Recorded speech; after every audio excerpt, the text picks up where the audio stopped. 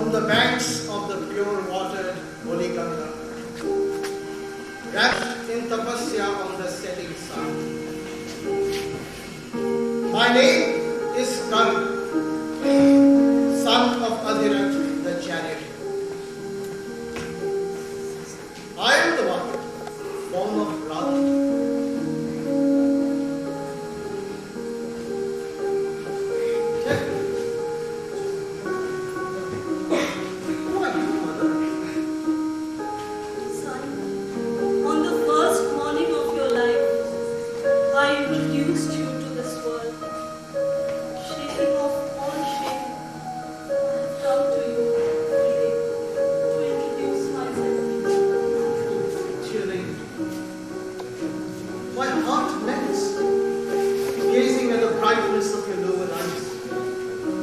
Like snow on the mountains warmed by the rays of the sun.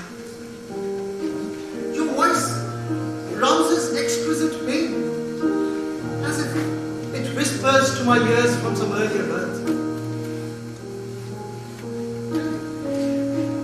Unknown lady, by what mysterious bond is my birth tied to you? Be patient, dear child. Let the setting sun go down. Let the evening darkness steal. Pray for you. I am. You are Kunti, mother of Arjuna. Mother of Arjuna, I am indeed. But knowing that, do not resent me, son. I still remember that day in Hastinapur, the day of your trial fight.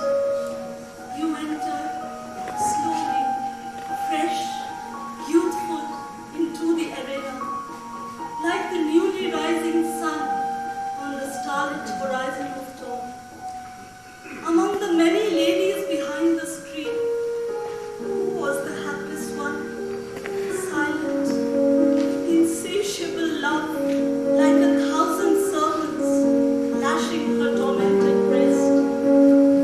Blessed and kissed you with her eyes. She was the mother of Arjuna. When Acharya Kripa smilingly asked you your father's name and said, "Those who are not of royal lineage have no right to compete with Arjuna." No words came from your flushed, downcast face. You stood there, silent. That glow of shame burnt whose breast like fire. Who was the happiest woman? She was Arjun's mother. Glory to young Duryodhana. He anointed you king then and there of Angaraj. Glory to him. Streams of tears from my eyes poured as holy water for your head on your coronation. Suddenly, pushing his way in, came Adhirath the charioteer, wild with joy. In your royal robe, before the curious crowd, you lowered your anointed head at the old man's feet, calling him father. Friends of the Pandavas cheered at you in cruel laughter. The one who blessed you and called you brave that day was Arjun's mother. I bow to you, lady. You are the queen mother. But why are you here alone? This is a battlefield, and I, the commander of the corps. Son, I have something to ask you. Please do not turn me away. Ask of me?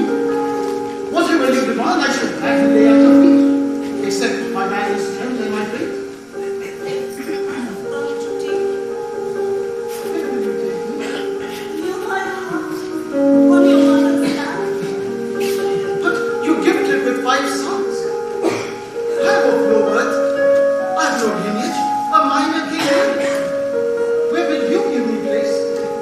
I shall place you at the top. I shall seat you foremost among your brothers. You are the eldest. With what right shall I enter? Tell me, how can I take away any portion from the wealth of maternal love when they are deprived already of their kingdom? This cannot be gambled away through a dice game. Nor can it be won through physical strength. This is mother's love, gifted by God.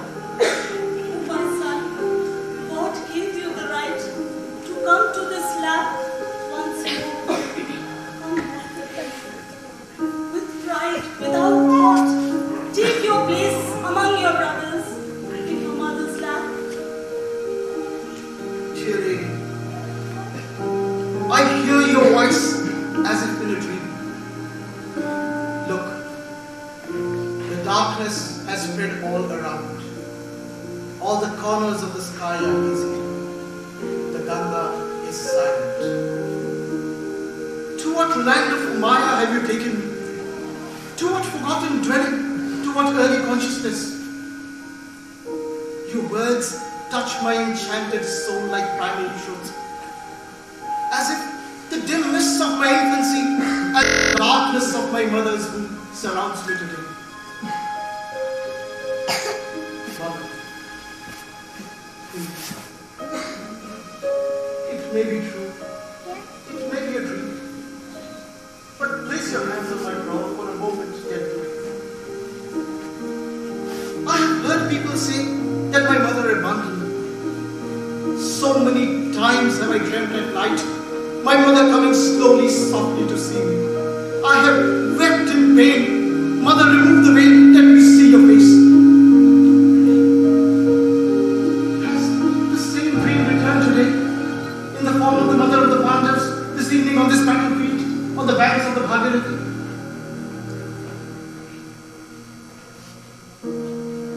Look, lady, across the river, the lamps are lit on the Pandav camps. On this bank over there, the corn stable ring out sharply with the horses' hooves in thousands.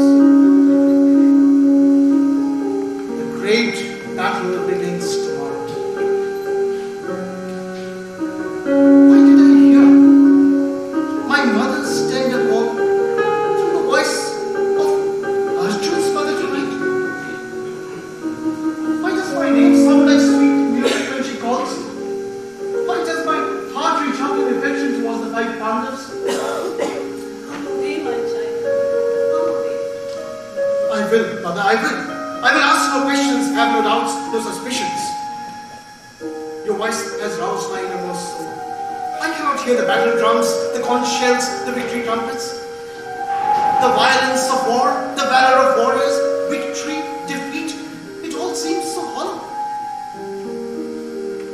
Where should I go?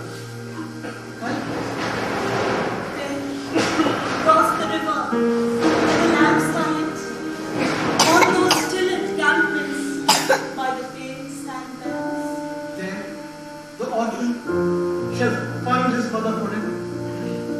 There the pole star shall stay awake all night in your wide, beautiful eyes. Mother, tell me once more I am your son.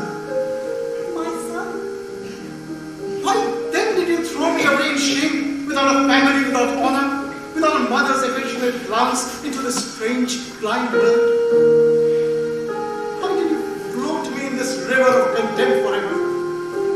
Why did you banish me from my brother's love? You kept Arjun and me apart. That is why we are pulled towards each other in a complex, invisible bond of irresistible violence. You do not answer me. I can feel your shame pierce this darkness, touch my body silently, close my eyes. So be it then. Do not tell me why you abandoned me. Our first gift from Providence on this earth is mother's love. Please do not tell me why you took away that divine wealth from your only son. Only tell me, why have you come today to take me back in your arms? child, let your reprimands shatter my heart to bits like 1,000 thunderbolts. Because I left you then, my heart feels childless, accursed. Even now, do I have 5 more sons. My arms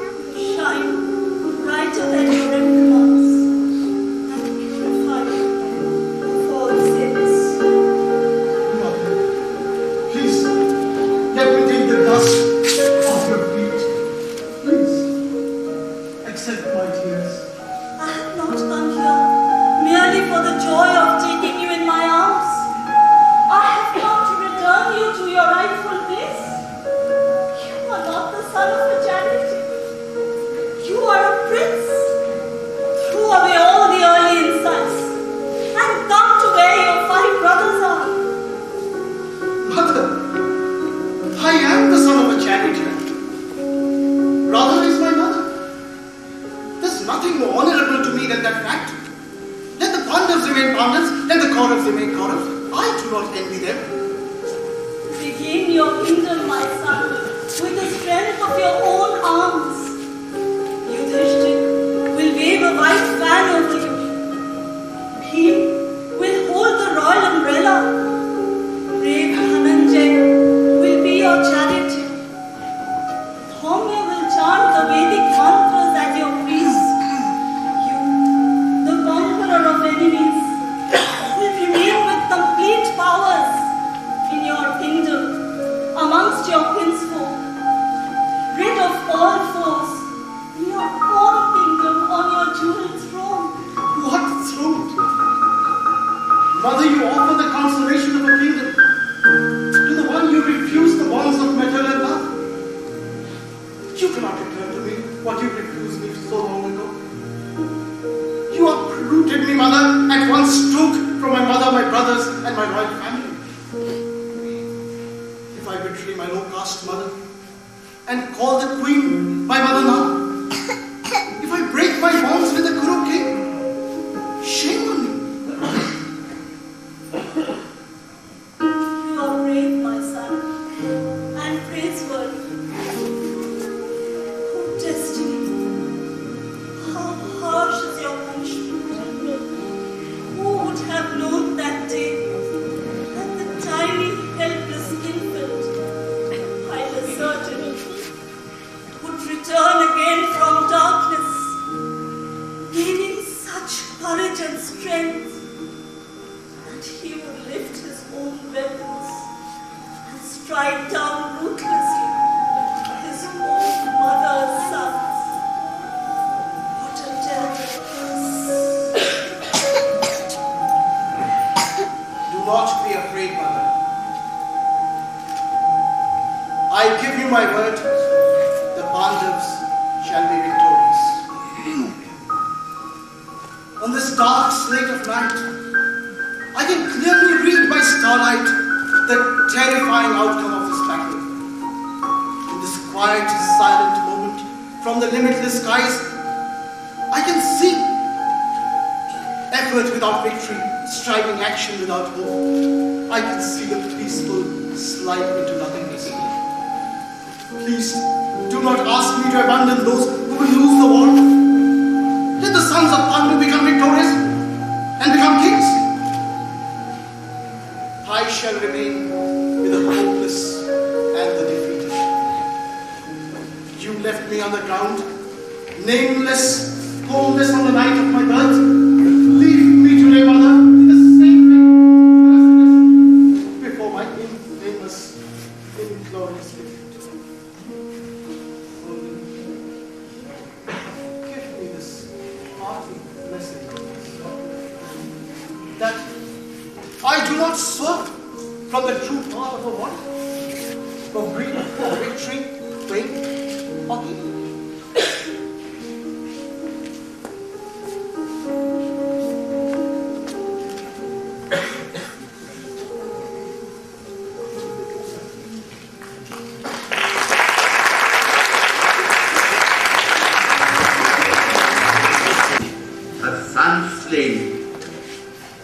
Lashes out at her brother, as head hung in shame, and embarrassed Krishna tries to convince her of the heroic aid that would be linked to Abhimanyu's name. A mother's sorrow can find no relief, and in silence Krishna bows to her tearful refrain.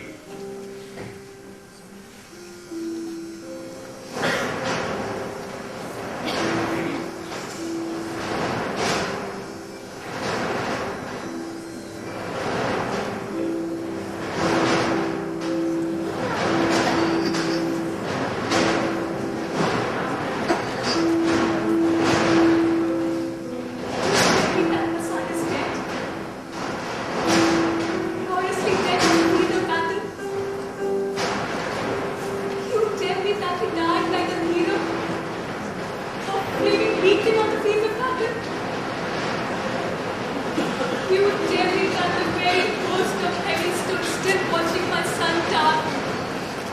saw him die at the death of a warrior and got honored to his father's name.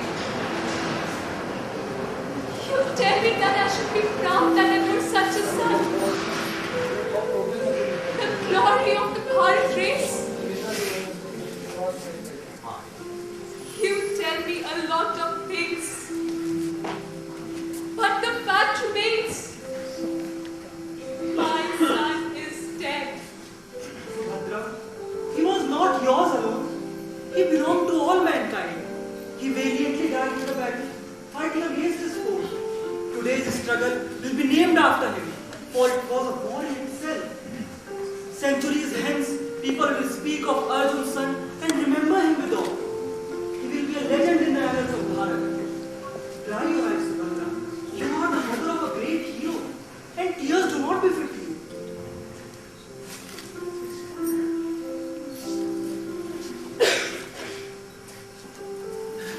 They murdered my son, my only child, and the brother forbids me to weep. Did I ask the gods to make me the mother of a hero? I never did ask that of them. Then why did they grant it to me? Oh, what a terrible burden it is to be kin to a hero. You cannot mourn your son's death. Shall I go to my daughter-in-law then?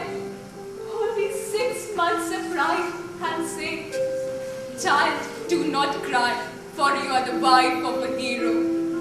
And widows of heroes are not allowed to cry.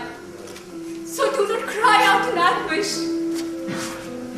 When our father asks about his favorite grandchild, shall I say, hush, father, do not ask me that question. For if I answer you, tears will surely rain down your aged cheeks.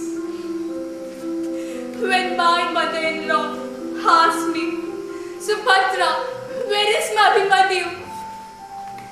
Shall I raise my hands over her lips to seal that question? And when the whole world asks me, Subhadra, where is Abhimanyu? Why cannot we find him? Shall I say, go to the field of battle, and there you will see my son,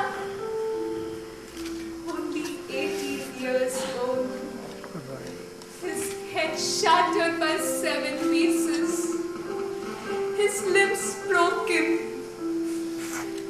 Arjun's splendid son lying in pieces in Kurukshetra, every inch a hero.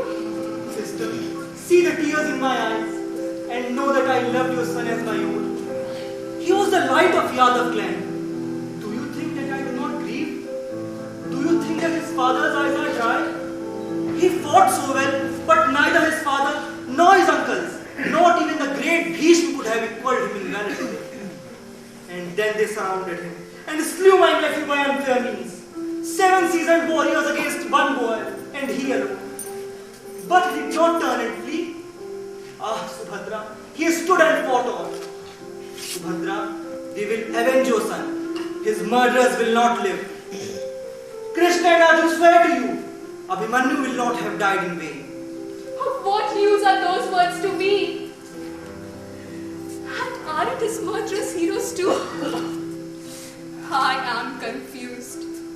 Surely I thought both armies rejoices in heroes, and no one side has too many. We are overburdened with heroes. Don't you think? The Pandavas, Krishna, and my dead son, and so many other boys who will die in this unnecessary war. How can you call them heroes? They who fought against one boy and he alone. Perhaps they were the heroes there who sent the boy to fight men's battle for them. When you sent your nephew to war, did it matter if one man killed him or 7? Did it matter if his head shattered into 1 piece or 7? Couldn't you keep your greedy hands on my son? This is a fight for a kingdom. Of crown when all your heirs are dead? When all the young men are gone? Will you tell the mothers, rejoice for your son died bravelets? But who will rule this kingdom? So dearly won with blood. A handful of old men? A cluster of tall oaks and fallen trees? Subhadra, console your son's young wife. Forget your own grief. It seems that a new river will be born in Bharat, and its source will be in Virat's daughter's eyes, red-rimmed as they search for her lord. Subhadra, take your daughter in your arms. Abhimanyu's child lives in Uttara's room, and in him is your comfort, for Abhimanyu's line will go on. Did you think of Uttara or a child when you sent off her husband to die? Will my grandson ever call me mother? He will be Uttara's comfort, not mine. Arjun's son died a hero, worthy of his father's name. Krishna's nephew's deed will echo down the hall of fame. But where is Subhadra's boy? The black-eyed infant I bore. His young voice will call mother no more.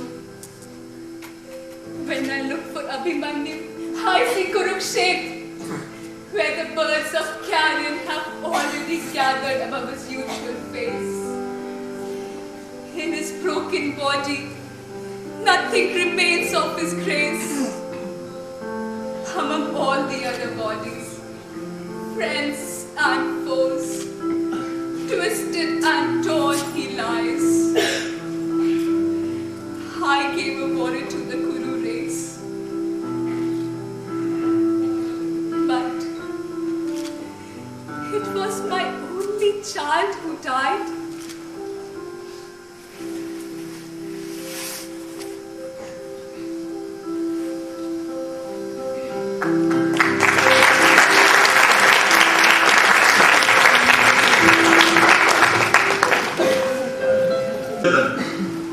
All his brothers slain. Bidding final farewell to Anumati as the mind goes back in a quiet rewind. The glory and the gain, memories of grandeur and of intense pain, as each blow shatters frame by frame, the last battle beckons. Blood, corpse-strewn fields, the final dice game.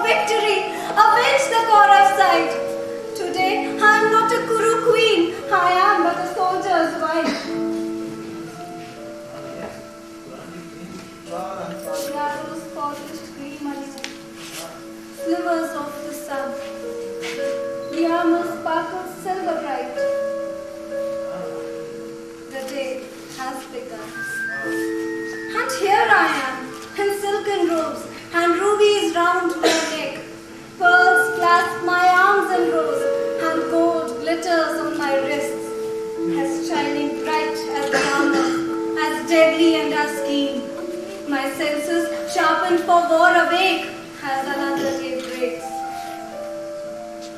The armor sparkling silver bright reflects my mirrored image. A queen in robes, regally clad, a queen not lacking in courage. And who would dare to wipe the vermilion blazing through my hair?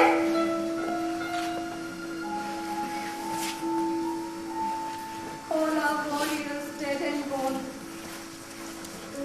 seem to be clustered here. My brothers-in-law, all 99, will gather round no more. Lying on the battlefield in streams of pain and gore. Grandsire Bhishma and Drona, Karna, my husband's friend, have gone to a warrior's death.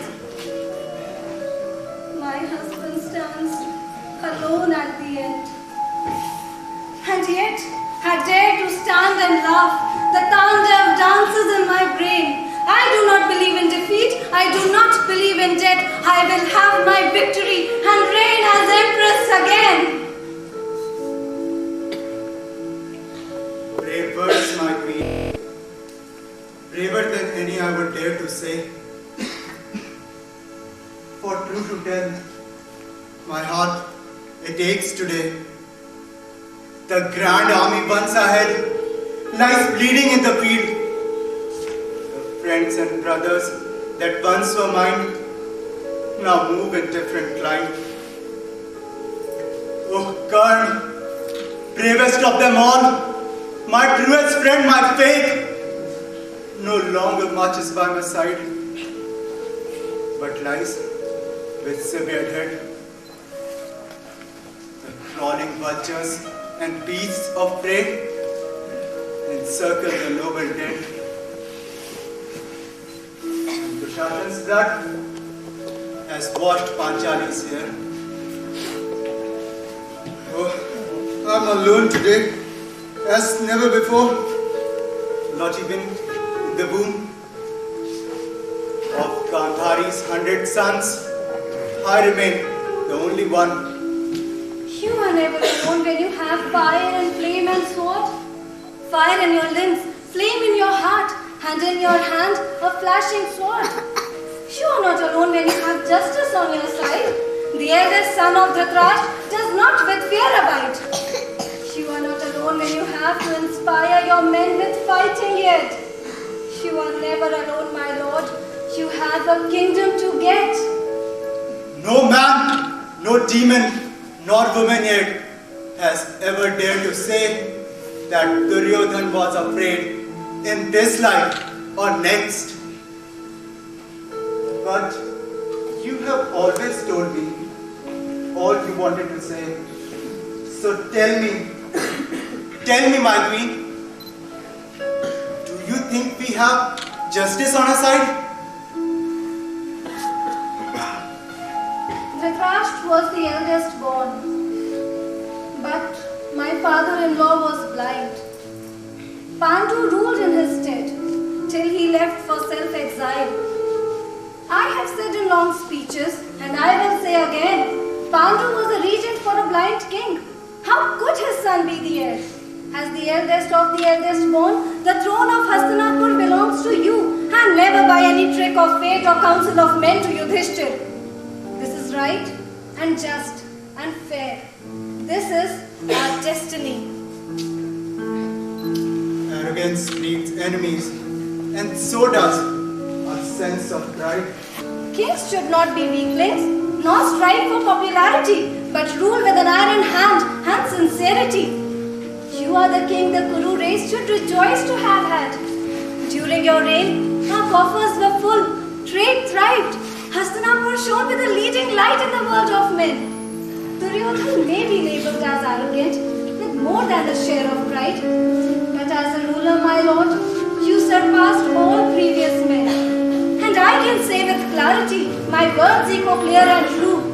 Hastinapur may have had other kings, but never a ruler like you. But sometimes a doubt speaks within myself. Varnavati,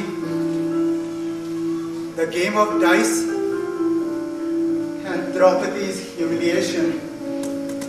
That my sons, brothers, and friends all fall a prey to massive ambition. Ambition is the crown which makes a ruler great. You safeguarded your inheritance. Was it wrong to employ the means?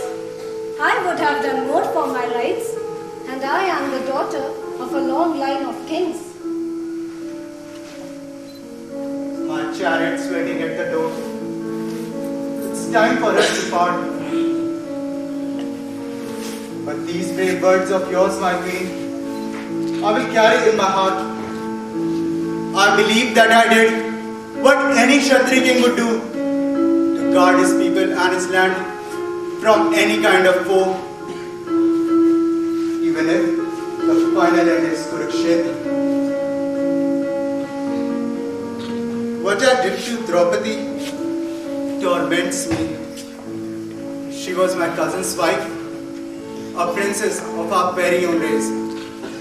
She was a Kuru bride. Winning the game momentarily threw dust into my eyes. Past and present entwined. They are never separate. Flags for war unfurled.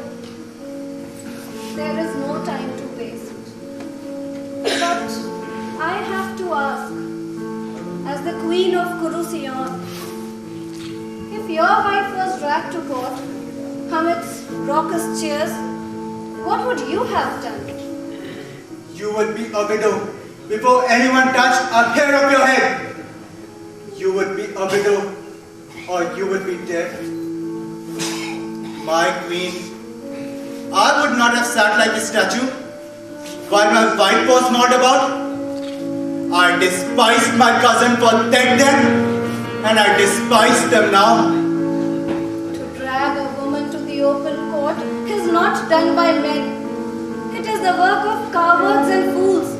You are not kin to them. To have enmity with the husbands and wreak vengeance on the wife is not the work of Kshatriya men. For this, you are despised. Or were you beguiled then by Draupadi's fine eyes, and your thoughts were of taking your cousin's queen to wife? I did it for no reason but to stir my cousin's blood. But there, they sat like graven images while their wife was dragged to open court. Not warrior, but women are they, and they beat the mace and sword. By God, I was coward then, but not more than those five. And I was never beguiled by Draupadi's golden eyes. You lie when you say that. I know the ways of men. But I was happier with my husband. God knows I never liked her. Her positions were so diverse.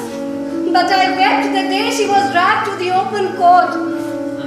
And her husband sat like stones. For a moment, I forgot I was the wife of Duryodhan.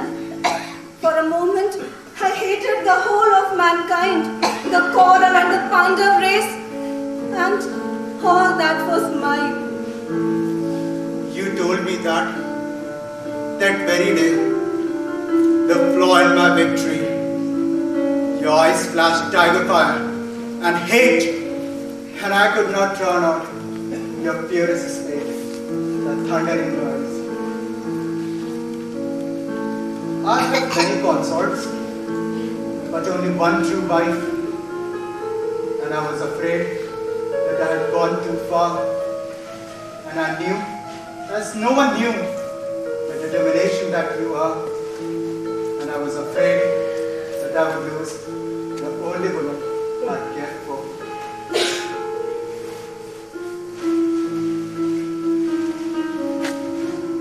Battlegrounds shadow the walls of the tent. It's time for you to go. We may talk of yesteryears, minute by precious minute. But time will not wait for us anymore. Your horses paw the ground outside. A war waits to be fought. And by the evening of this day, a victory will be won. I cannot see enough of you. Time seems so short. I cannot say in one embrace all that is in my heart. But you know all I want to say. You always knew. You know.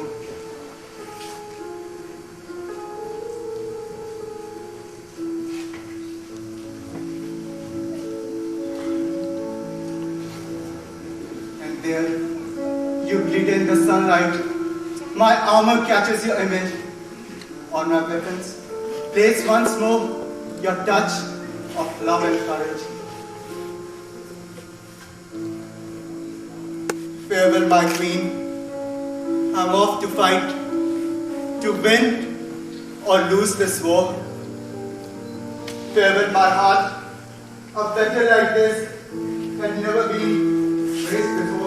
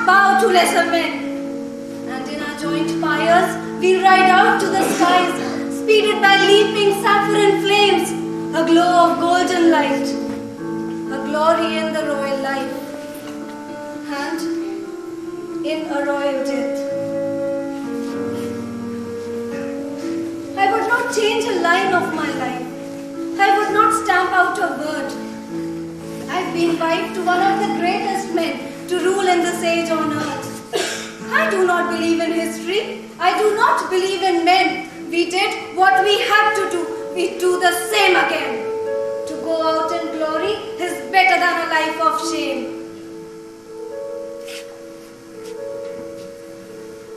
Battle sounds burst in my ears.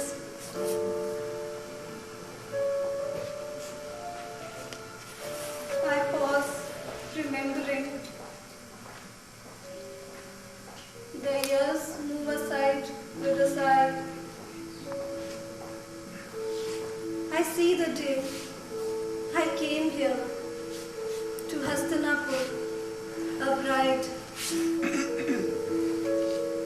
While my eyes strain to see the battle, a sound, a cry, a din, a rush of speed, clamor of arrows, maces chattering. And I stand by and calmly wait for the war to end, the sun to set.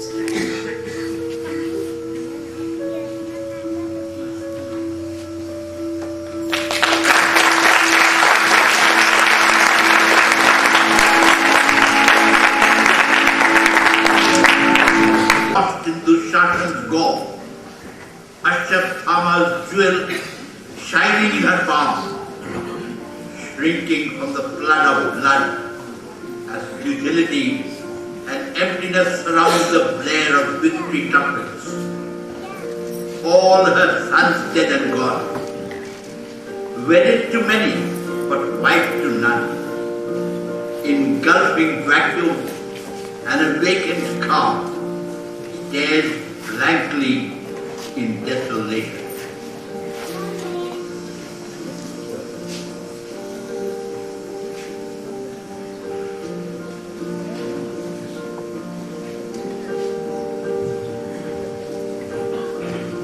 Here is the jewel that burns so brightly on the forehead of Ashwatthama. The jewel that glows with the brilliance of fire, that has concealed within it the magic of the seas and the colors of the heavens. Here is the jewel that was the bride of throne's son, that has graced the brow of many an empress, and is now yours, my queen. The wretch who killed your sons in the manner of coward, stealing into the tents at night with a drawn sword, will never be able to show his face to daylight again. We have marked him well. On his forehead gleams a brand of a coward, an unworthy son of a great father, a blot of the warrior race, a curse of Brahmin's blood. Ashwatthama's name stains the whole battle of Kurukshetra, a name that will be uttered with contempt. In this world, from this day, it all ends.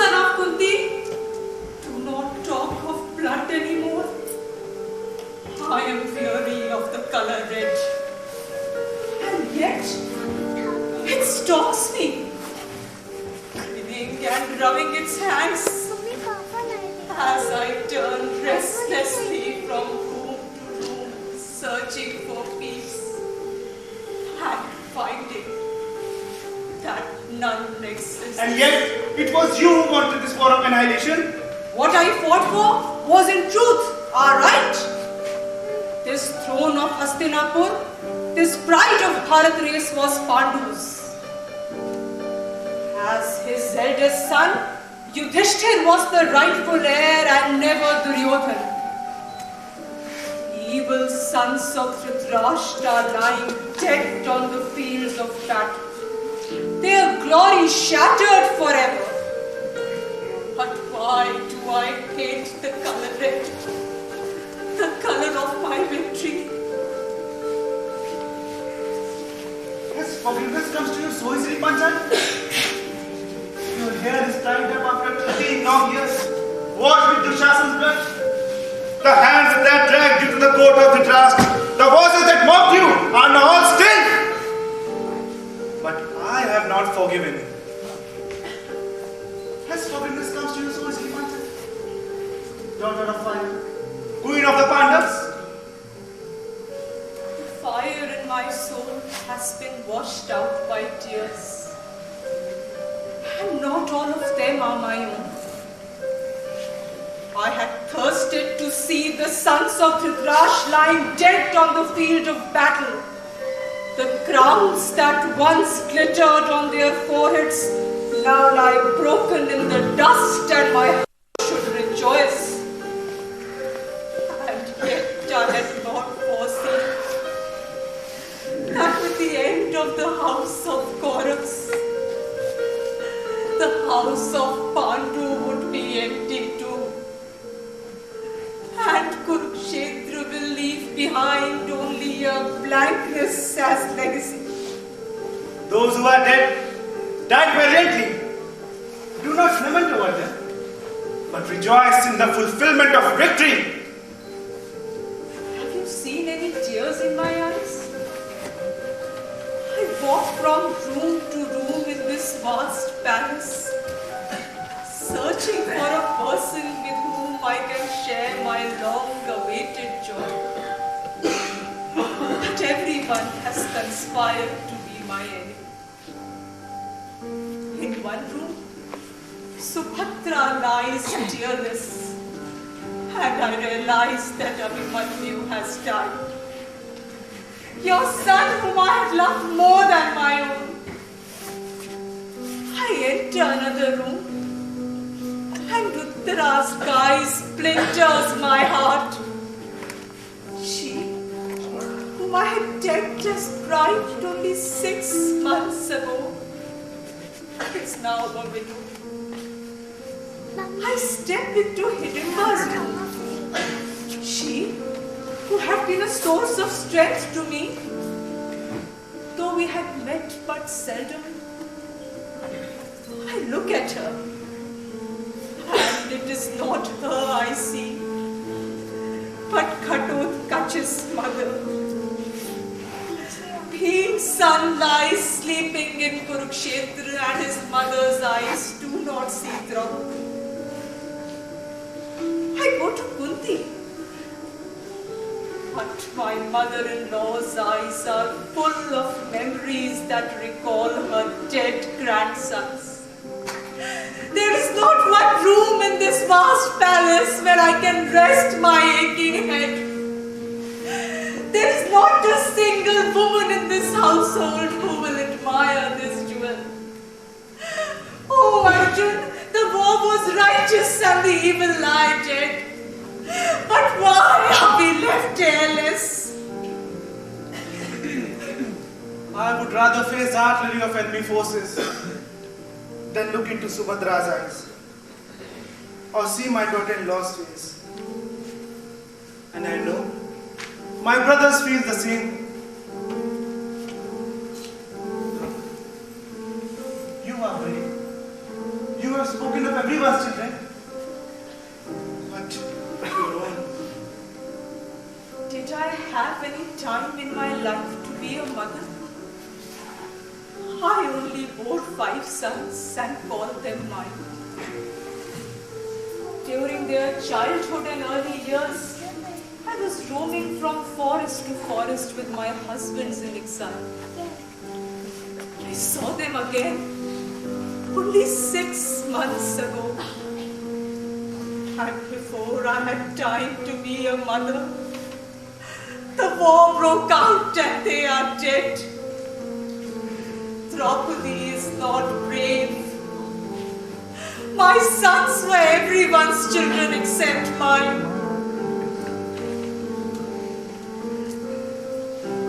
You would cry.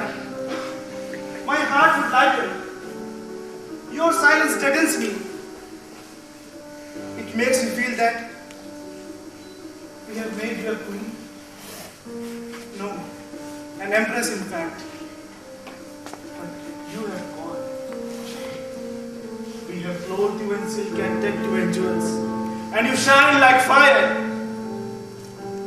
But Draupadi is not there. I am very much present in front of you, Sabyasachi. It is you who cannot see me, as has been the case all throughout my life and yours. Having 5 husbands, did it matter? If one was not there all the time with you? Only when that one was you. It was you, Arjun, who won my hand at the Swayamvar and I placed my garland around your neck. It were your eyes that I locked with my own and called you husband, first in soul. And it is you who has held that position, always. You are the wife of the Pandavas. I only won you by the strength of my arms. And that has never given me any special right over you. It ought to have had. Agni's daughter was not an item of food or clothing to be shared equally among brothers. When you all bowed to Kunti's will, I was aghast. I looked at you, my husband, to make one small sound of protest. But you did not. So I was wed to your brothers and to you. And I marveled how a man who could give his wife away so easily still considered himself a hero. I had obeyed my mother for all my life. How could I change? Your mother is a woman. She was horrified at her mistake and wanted to take her words back. But your brothers would not let her, and you did not claim me. So Draupadi became the wife of the Pandavas. Oh Arjun, none of your brothers would have given me up so easily.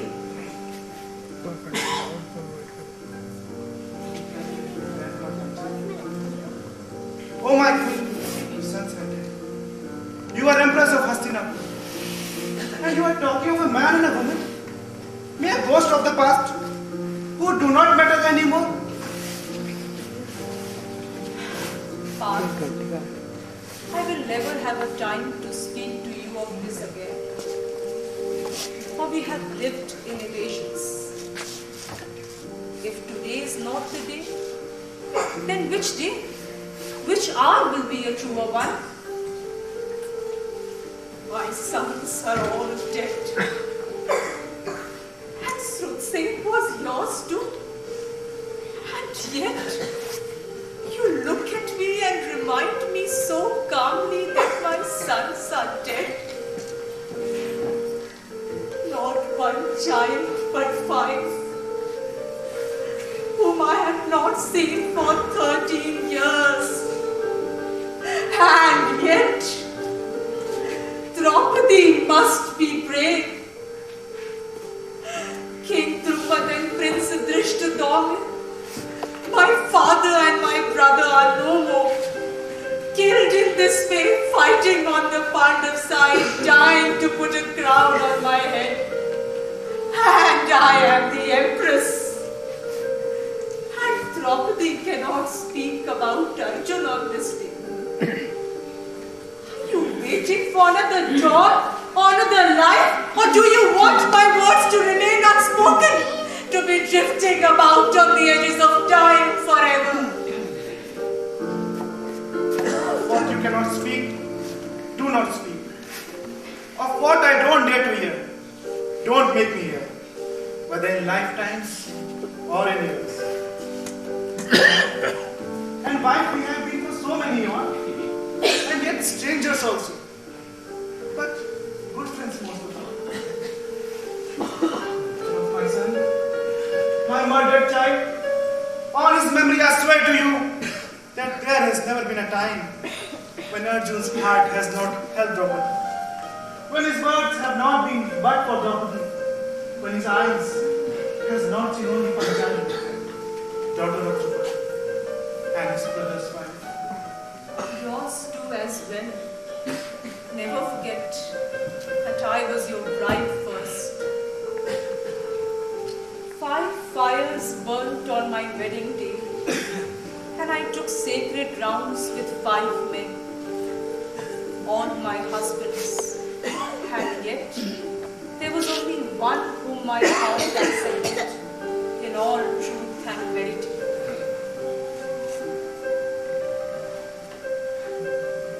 My queen with 5 husbands.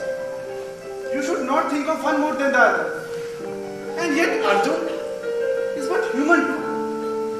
And he is glad that you spoke to him after so many years and decades and days. We have come to a point in life when we are not young. The fires of youth burn weary. If Draupadi speaks the truth to Arjun now, it does not matter anymore. Our lives have been passed in struggles of various forms. Parents, yet we have never seen our children grow up. Draupadi has been wife to all 5 Pandavas, and never by word or gesture indicated that she loved one husband shown a preference, but gazed at all with equal eyes. I am free of it all now. If I had not spoken to you today, I would have lost my true identity forever, and that I could not have borne. If it is a sin, it is too small a price to pay to find the self that I had long striven to hide and succeeded too well. Draupadi, daughter of fire, empress of Hastinapur, queen of the Pandavas, and wife to Arjun. Don't, Krishna. When you talk of yourself as a wife, think not of one Pandav, but 5. For you are bound up with all of them, and that alone is your identity. All these identities with which I have been burdened have never served me well. To Yudhishthir, the path of truth, of dharma, always came first and foremost. The emperor who staked his empress at a game of dice, lost his empire at the very same game, and won back all by sacrificing his heirs, awakens nothing in Draupadi's heart but pity. He is the only one among you all who loves me well. No one protested at that game of dice, that game of shame, but he. It was he who saw that the Kaurav wives would shed the same tears that I had shed in the open court. Only my tears were tears of rage, and theirs would be a shriek to the heavens. For after Kurukshetra, they would see their fathers, husbands, brothers and sons no more. The price of all the tears that I had shed. And he has kept his word. Bhim has always stood by Draupadi's side, a pillar of might to lean on. All of you are wisps compared to me. And the only one among you all who is morally brave is the second son of Kuru. The only one of my husbands who knows that Draupadi is no illusion, but a woman. If I was wise, I would ask the gods to grant me such a husband all through the lives that are to come. But that is not to be. The second Pandav has all my gratitude, for you have always stood in the way. Arjun, Lord of Gandiv and Krishna's friend, who gave Draupadi nothing but Subhadra, Ulupi and Chitrangada. You talk of Pachali, but I know she has always been more of an ideal to you than a wife. I gave the Pandavas 5 sons, but none of you has wept with me for your children. None except he. Nakul and Sahadev respect me. I am their queen. They have married other women whom they can call wives.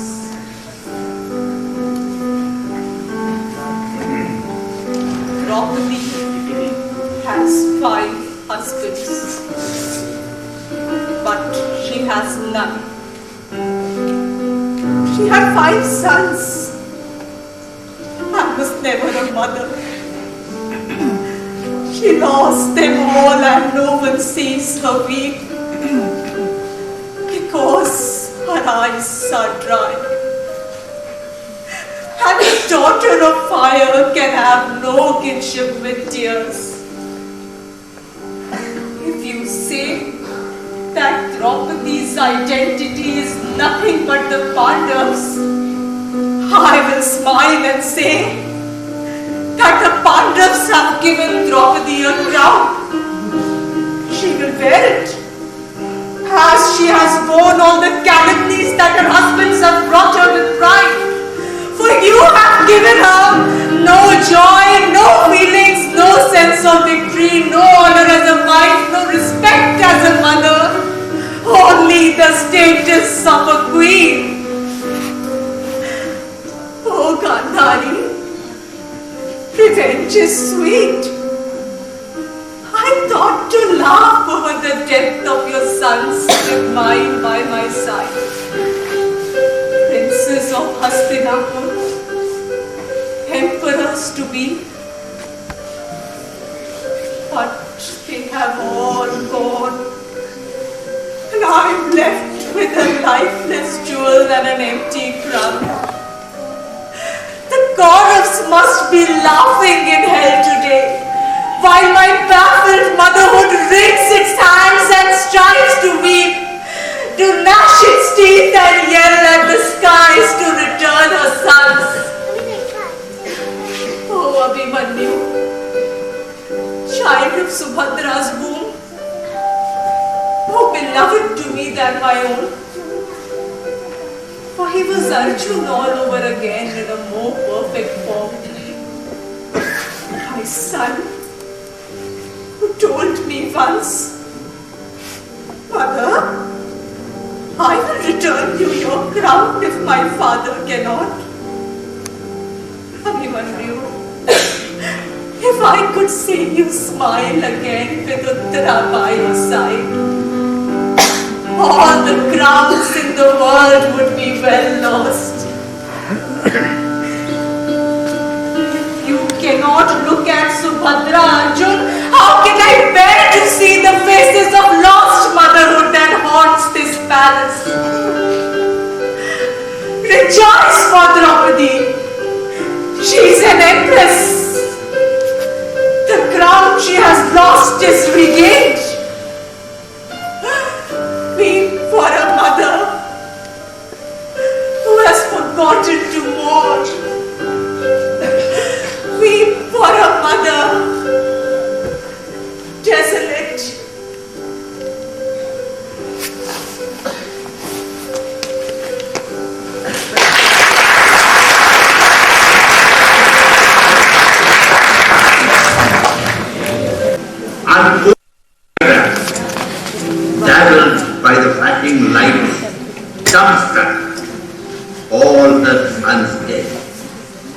your youths on the other side. Their faces never seen. Shrieks her curse out into the wilderness. A quiet Krishna, head bowed, tiptoes his exit to a predestined fate, waiting beyond the gates of Dwarka and the waves of the ocean.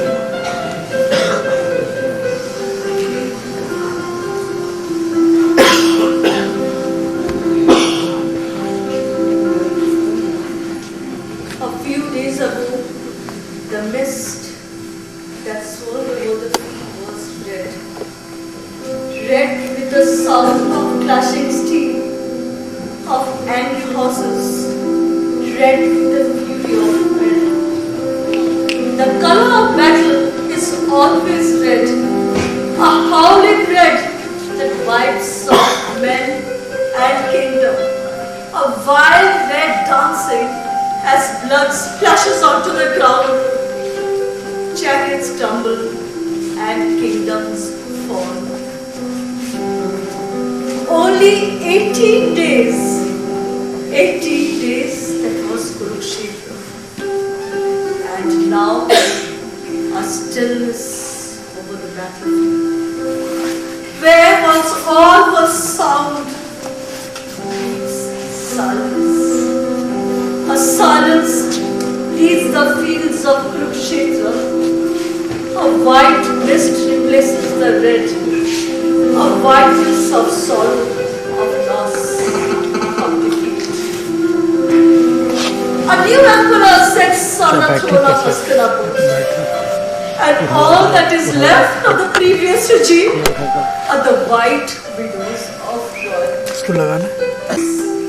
Fathers, husbands, brothers, and lost sons. A sisterhood of widows overruns this field. Look at Sushila, lord of the Yada, wife of my Dushasan.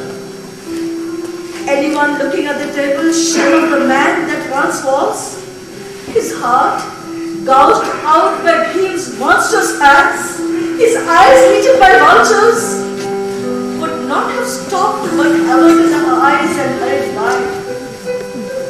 Sushila, princess of the gentle south, sits by Dushasan's side and cleans the dried blood from his wounds and smiles. Hearing my daughter's wail, I envy Bhanumati, the queen of Duryodhan, who embraced death by her husband's side and smilingly entered the flames, an empress in life, in death. The Pandavas have recovered their kingdom, but not one of Dhritarashtra's sons is alive. The Pandavas are victorious. But are you glad, O friend of Arjun? Are you delirious with joy, O brother of Subhadra? Look, your nephew lies awash in gold, and Uttara swoons into Abhimanyu's dead arms, while Subhadra watches the bloody face of her son. Panchali's hair is tied after being washed in Dushasan's blood. But the cost of that action was the loss of her 5 sons. Was this war worthwhile, Vasudev? My sons did commit many sins, but Vikar protested at this fatal game of dice, cried out at his brothers and Draupadi's humiliation, but he was not spared. Is this your justice, Vasudev? So many innocents strewn on the same bed as the guilty, and not one of my sons alive to comfort my own heart. Vikar's wife is trying, poor child, to keep the ravaging foxes away from her dead ones. One arm long her dead husband, the other cradling her sons.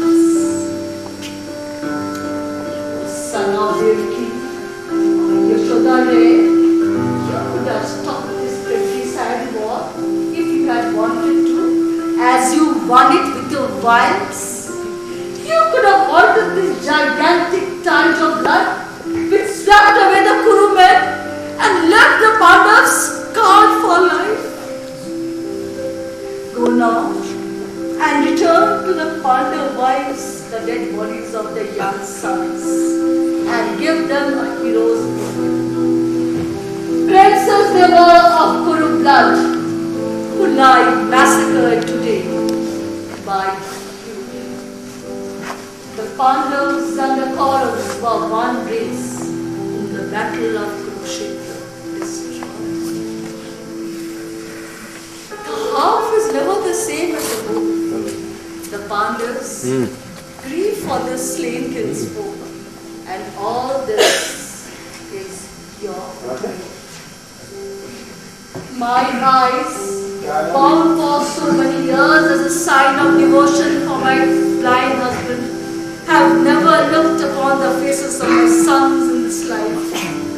I uncover them now and gaze at them destroyed, and I do not know the way. Where will I find my 100 sons, brave remains of flesh and bone, disfigured and torn, lacking eyes, limbs, and mere identity, shredded of life? Are these the 100 sons Gandhari wore? Oh Keshav, I was fated never to see the faces of my sons in this life. Don't you have left one son alive to comfort two old hearts in the winter of age?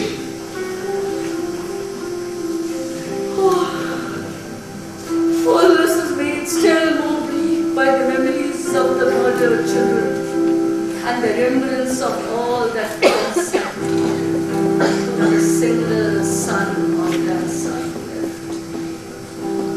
All the sons that Gandhari bore, couldn't have been able, a mother knows. I look at Kurukshetra, a shriek of sorrow murmurs in my brain. I look at this battlefield, stained with Kuru and Pandav blood.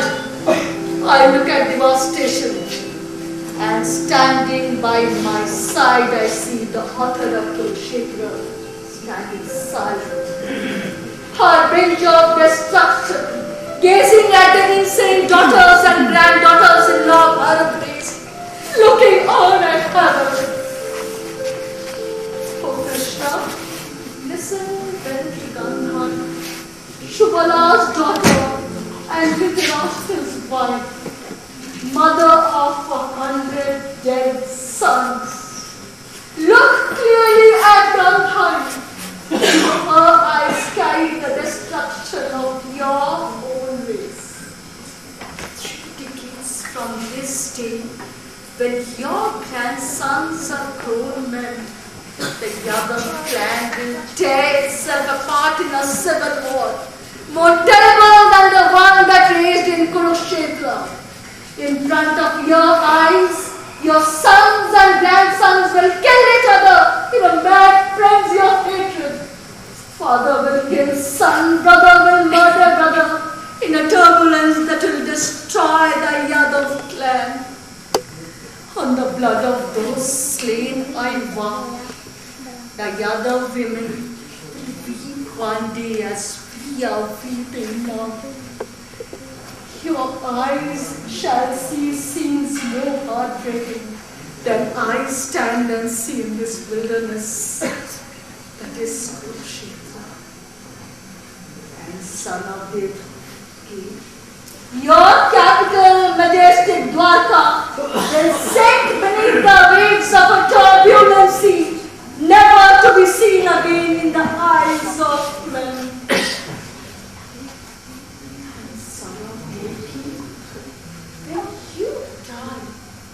Die a death ignoble, with no heirs left to close your mortal eyes.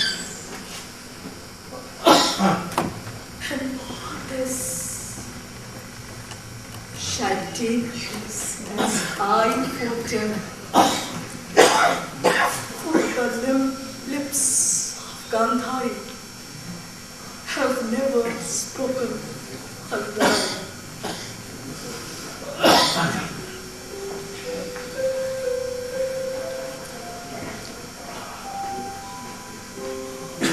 Mother, I know all that you say will come to pass. The destruction of Yadav race was predicted at my birth. Your curse will fulfill a prophecy spoken many years ago by saints and seers of ages gone past. I do not rejoice at this destruction that had to be wrought. I am not proud of the annihilation of an entire race. The slaughter of brave men was never dear to my heart. Yet, this war had to be won. The Kauravas were a scourge to be removed from this earth. Not evil, but obsolete. In the new age that will dawn, this weary word yields forth a new freshness, untainted by arrogance and pride. Not a single coward fell in this war. A glory of brave men was seen in Kurukshetra. All those who died were true Kshatriya men. The world will never see their lives again. Mother of 100 heroes, time passing by will bring comfort. The years will soften grief. Life moves on, never pauses on an even key. Heroes die and are born again. Such mother is the word of men. My death will be an atonement, a penance made at the gates of fate. Go home, mother. This battlefield is not for you or your daughters. Go home to empty palaces and aching hearts and await the healing hands of time. I go to the Pandavas, for victory is often a greater burden to bear than defeat. Go home, mother. The wounds of Kurukshetra have to be borne by us all, but out of this agony distills a peace. The war is over. As silence descends on the battlefield, even the wail of the widows carried by the breeze move beyond the hearing range. Come with me, Janmajaya. Listen to the mad laughter of the hyenas reviving the game of dice as it echoes further and further into the night. Know yourself, Janmajaya. You who are the latest flower, the roots and fruits that hold your loft, softly undulating in the soft morning breeze, for the earth that soaked the blood of the great heroes gives it back to you as the invigorating sap dancing in your arteries. More than 100 years through the channels of history. Can nothing be changed? Each detail intimately connected? Oh, the inevitability of a tragedy and of the many wars within before the coming of knowledge, wisdom, peace. May peace and plenitude prevail.